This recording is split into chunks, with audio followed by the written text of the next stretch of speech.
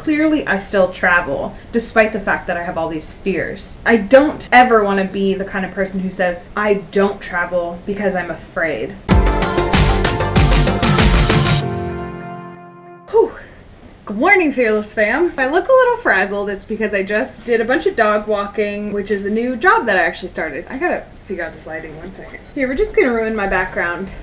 But today is Travel Talk Tuesday, and the topic is very applicable to what we talk about a lot here on this channel, which is travel fears. So if you've been following me for any amount of time, you definitely know that I deal with anxiety, and that definitely carries over into traveling. I've got a lot of information below about traveling with anxiety. I've included a playlist as well as a blog post that I wrote for Psycho Traveler that kind of explains my story and how I went from being super anxious and saying no to adventures to saying yes to travel. Travel Talk Tuesday involves a lot of different YouTubers. So below I actually have a link to the playlist with everybody's video about this particular topic. And it's really cool because everybody is in different walks of life and living in different countries. So it's really cool to get a variety of answers. So I've included that playlist below as well as links to everybody's channel. So be sure to go check all of them out. So let's jump right into my travel fears. I'm just going to cover 3 today. I could probably go on for hours about everything I'm afraid of, but that's not very productive, is it? The first one is getting lost. A great example of when I panicked, I was in Hong Kong by myself for the first time ever doing a solo hike. It's a hike called Dragon's Back. It's really awesome. If you're going to Hong Kong, you should do it. But I didn't really know where I was going. I actually did end up taking a totally wrong turn, and my walk was way longer than it needed to be. So I actually was lost in the end, but it kind of turned out okay. There weren't actually that many people on the trail, and it wasn't like the best signage. There wasn't the best signage on the trail. So I definitely remember this like distinct point on my hike where I just went, oh my gosh, I'm lost. And I like had this moment of just panic, like in my heart, you know, like your heart sinks and you're like, I'm lost. I'm gonna die out here in the woods. Obviously it's very dramatic, especially since I could have just backtracked and followed the way I came. But my mind tends to jump to the worst case scenario like all the time. So getting lost for me is more than just losing like my way on a particular walk or a particular outing. It's more about getting into a situation that I don't know how to deal with. A great way to describe it is like hitting a dead end in travel. Taking a train somewhere and getting off at the wrong stop and then not knowing what to do next, or ending up in a really small town and I don't know where any of the stores are and I don't speak the language and I'm really hungry and I need food and like I can't ask anyone, or you know, just weird scenarios that my mind comes up with, like worst case scenario stuff, which I don't think that dead end thing has really ever happened on a trip for me. You always like figure out what to do next. Number 2 is bad people. This is a simplified way of saying I'm afraid of getting raped, mugged, kidnapped, harassed. I'm afraid of people who have bad intentions. And personally, I think that most people are good intentioned and very kind. I feel like I'm going blind right now. But I'm just afraid of that like one... Okay, hold on. I'm just afraid of that like one person or the couple people who have bad intentions and do something bad to me. You know what I mean? I got a dog friend down here. You want to say hi?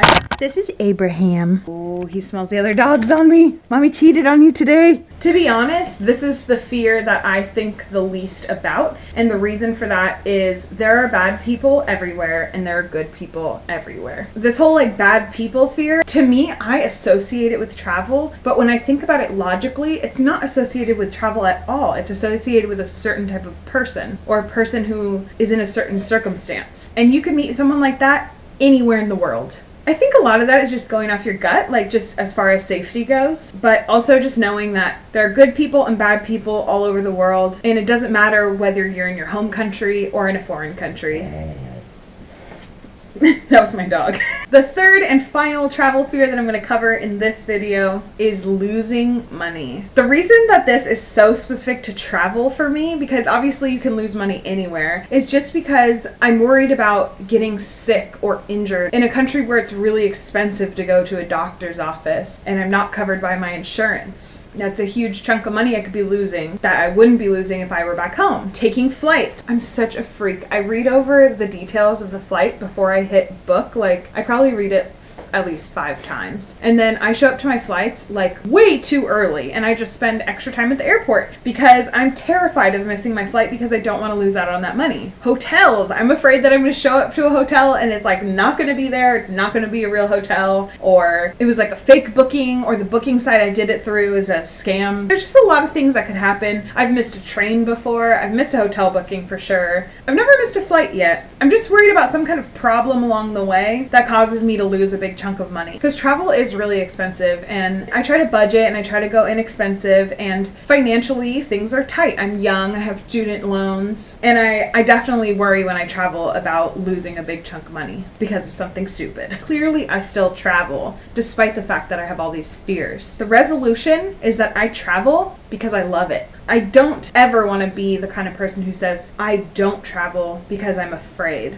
I always want to be choosing love over fear. I love travel, I'm afraid of travel, but I'm going to travel anyways. That's kind of where my whole Lauren without fear and this like semper like tattoo comes from, is the idea of choosing love over fear, not letting fear and anxiety drive your life and drive your decisions. So that's really what I stand for. And that's why this topic is so close to my heart, and I feel like I'm not doing it justice. And I think no matter how much time and effort I put into a video about this topic, I feel like I wouldn't feel completely fulfilled. And that's why my entire channel is Lauren Without Fear, because I want to keep talking about this over time and keep covering it in a lot of different ways, because anxiety and fear affects people in totally different ways, and I just want to form this like awesome little community of like fearful badasses who love traveling, who can support each other and keep inspiring each other to keep going for what you love and keep making decisions in your life based on what you love to do. Don't let fear guide your life. Wow, this just turned into a little bit of a rant, but that's my Travel Talk Tuesday answer. So be sure to go check out the channels down below that I have linked. They are everybody else in the Travel Talk Tuesday tribe. And above those channels, you'll see a link to the playlist for this week's topic. So enjoy those videos and stay tuned tomorrow for a very exciting special announcement and video. I'm really excited about it.